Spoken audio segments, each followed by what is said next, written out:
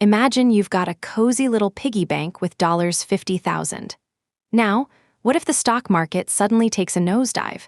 That's where bonds come in. They're like the sturdy umbrella that keeps your money dry during financial downpours.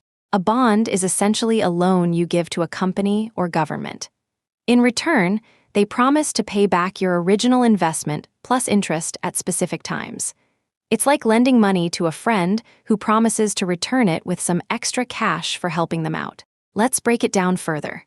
If you buy a bond from a government or company, think of it as purchasing a ticket to their financial train ride. You know when and how much the conductor will pay out along the way. Now here's a common misconception. Many believe bonds are only for retired people who aren't willing to take risks.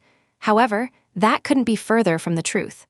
Bonds are like your emergency kit in any kind of financial weather. For example, if you invested $10,000 in a government bond that pays 3% annually and matures after 5 years, at the end, you'll have your original investment back plus earned interest, no matter what happens to stocks. Why does this matter? It's about balancing risk.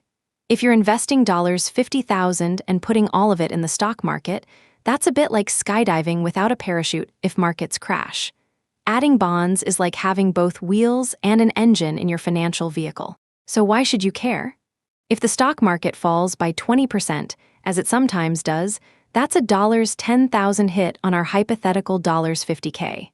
But if you'd split your investment equally between stocks and bonds, you've saved yourself from half of that loss. Remember, this is general educational content meant to guide you on how to better understand personal finance. Always consult with a financial advisor before making any significant investment decisions. Thanks for learning with us today. If you found this useful, hit the subscribe button below to stay tuned for more insights on how to keep your money safe from storms. Stay financially savvy.